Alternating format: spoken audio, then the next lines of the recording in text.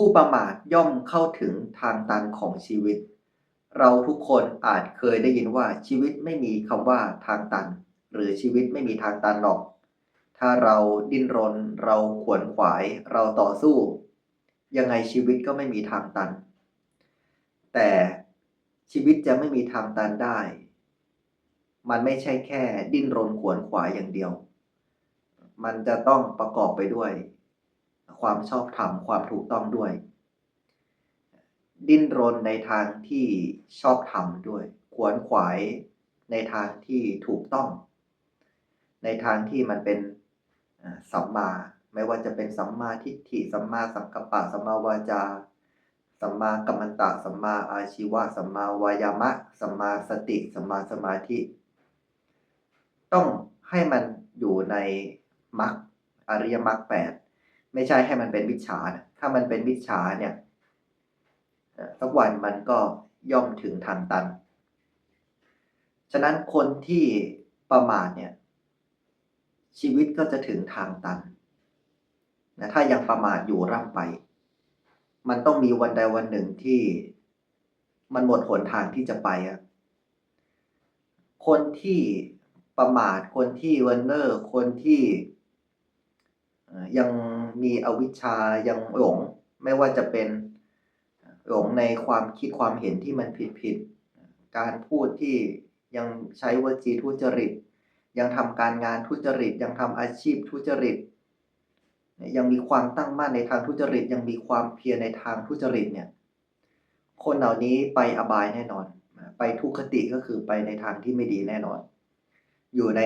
โลกนี้ก็ย่อมเดือดร้อนโลกหน้าก็ย่อมเดือดร้อนมันถึงทางตันแน่นอนของชีวิตและในที่สุดคนที่ประมาทก็จะถูกคนอื่นทอดทิ้ง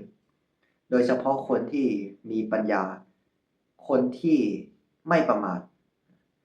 มีพุทธสุภาษิตผู้ที่ไม่ประมาทผู้ที่มีปัญญาก็ย่อมจะละทิ้งคนที่ประมาทไปเหมือนม้าดีละทิ้งม้าเสียไปฉะนั้นอันนี้ก็เป็นพุทธสุภาษิตเพราะฉะนั้นถ้าเกิดเรายังประมาทเนิ่นๆในชีวิตยังประมาทอยู่เนี่ยสักวันหนึ่งชีวิตเราก็ย่อมถึงทางหายนะย่อมถึงทางแห่งความตายเราเคยได้ยินสุภาษิตไหมว่าความประมาทเป็นทางแห่งความตายก็คือเรากำลังเดินทางไปสู่ความตายฉะนั้นก็จงใช้ชีวิตอย่างไม่ประมาทตราบใดถ้าเรายังประมาทอยู่ตราบนั้นให้เรารู้ไว้เลยว่าชีวิตของเรามันจะถึงทางตันในสักวันหนึ่งแต่ถ้าเราละความประมาทเสียได้เลิกความประมาทเสียได้ดำรงตนอยู่ในความไม่ประมาทเสียได้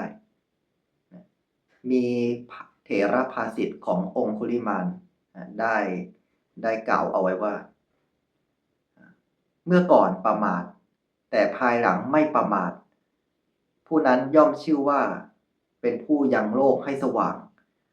ดุจพระจันทร์ที่พ้นจากเมฆหมอกฉะนั้นอันนี้ก็เป็นเถรภาษิตในอดีตเราจะประมาทเราเป็นผู้ประมาทมาอย่างไรก็แล้วแต่ถ้าปัจจุบันเราตั้งสติเราคิดได้เราปรับเปลี่ยนตัวเองกลายเป็นผู้ที่ไม่ประมาทชีวิตของคนเราก็สามารถที่จะหาหนทางแก้ไขได้หาหนทางแก้ไขได้แต่ถ้ายังคิดไม่ได้ยังประมาทอยู่สุดท้ายแล้วมันก็จะไปถึงขั้นที่แก้อะไรไม่ได้ครับในทางพระพุทธศาสนาเนี่ยมันมีกรรมที่ถ้าทำลงไปแล้วเนี่ยเป็นผู้ประมาทไปเนี่ยมันแก้อะไรไม่ได้แล้วเนี่ยมันก็มีอยู่นะคือกว่ามันจะแก้ได้เนี่ยมันจะพ้นจากกรรมนั้นได้เนี่ยมันก็อีกยาวนานเลยอย่างเช่นบุคคลที่ทำอนันตริยกรรมฆ่าพ่อฆ่าแม่